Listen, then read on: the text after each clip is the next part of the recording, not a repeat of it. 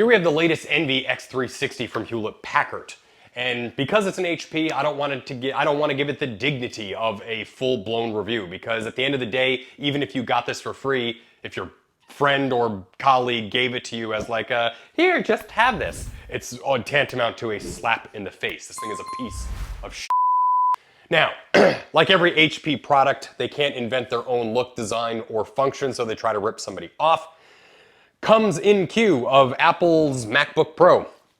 Pretty much a straight rip-off all the way down to the black keyboard. Now, it's nice that HP is listening to me and putting black keycaps on their keyboards finally, but ultimately you can look at this thing and then look at a MacBook Pro right next to it and say, huh, which one is the good one? I'm going to do a quick interjection in the video before we proceed to the rest of my complaining, because ultimately that's, I think, what I did in this video was just complain about the computer, and I didn't offer more anecdotal evidence as to why you shouldn't buy it. So, what the point I'd like to make about this video and why you shouldn't buy the HP Envy x360. Bottom line is we get more x360s in here for issues than any other model or brand of computer. So on top of HP's already really bad reputation for reliability, you then have a model that you then can't repair because finding parts are either outrageously expensive or hard to find, or if not impossible to find. In-warranty support with HP is atrocious, and out-of-warranty support is non-existent. So what you're doing is you're investing in what is supposed to be a very high-end premium computer, and you're not really gaining anything from it. For example, you can get spec for spec better options from Dell or Lenovo. Build quality will be superior on both of those. Asus, Acer, really pretty much any of the brands.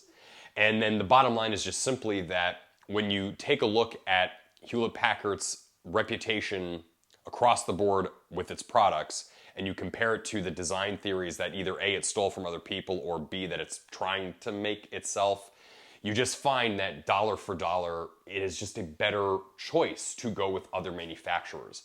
You know, again, they made this computer look exactly like a MacBook Pro. Well, then just go with a MacBook Pro. It's superior. Or if you want the Windows equivalent, then, you know, get the Inspiron 16 Pro, or Plus, Lenovo Yoga, you get the idea. So anyway, point is that we see a lot of these x360s come in with very severe problems, broken motherboards, screen failures, etc.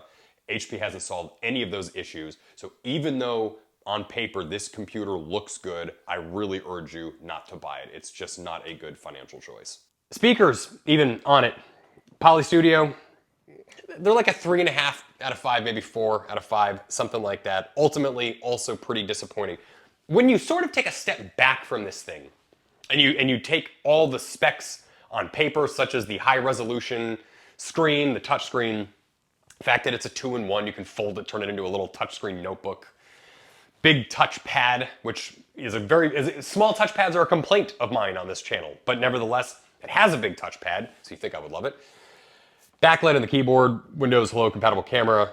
You start to think to yourself, wow, this thing offers a lot of bang for your buck, until you remember that it's a Hewlett Packard and that it will last you all of maybe 10 days. Here's the thing.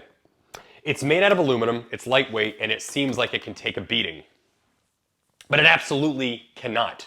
We already had one issue with it when we were doing a data transfer, and it ended up having a problem that we had to get in the BIOS, mess with, basically stop the booting. Why can't I get rid of that bar there at the bottom? I keep moving the mouse. Maybe if I didn't touch it, it would go away.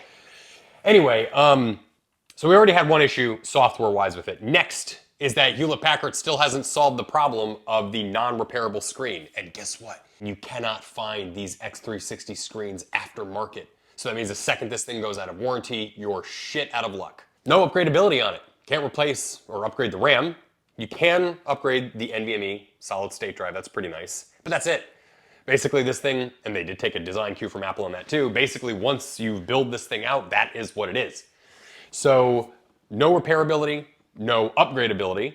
The specs are okay, but it's not mind-blowing for the money that you spend. So ultimately what you're going to get is something unreliable, something that will have problems and break basically guaranteed a day after the warranty ends. And ultimately, I'm not impressed with the speed. You know, I tried using this for our benchmarks and doing our everyday, you know, our practicality tests on it. has the Intel Core Ultra 7. That should mean that it's like ultra quick, but it isn't. You get the little spinning blue Windows 11 circle fairly often because, of course, Hewlett-Packard loads in a bunch of nonsense on it that you don't need. Who would want this computer? I don't know. Nobody. Buy a Dell or a Lenovo or an Asus or pretty much any other brand instead. I/O on it, multi-use jack for audio, USB Type-A port on that side, 2 Thunderbolt ports, USB-C, full-size HDMI, and then another super speed Type-A port. I guess that's one nice thing. Doesn't have a proprietary charging jack on it because it does run on solar energy, so you are going to need to charge this thing on USB-C, which it does come with. So that's a nice touch. I'll grant them that. I like giving, props where props are due. But ultimately, should you buy this computer? Hell no. Again, I really can't stress this enough. Just go ahead and get any other possible brand. Every single HP that we have reviewed in actually almost ever, except I think with one laptop, every HP we have ever tested has undergone some kind of issue in our testing phases. Their quality control is despicable and their customer service is even worse. We have 2 videos posted on why you should avoid Hewlett-Packard products. Check those out for other user experiences. It's really quite a shame.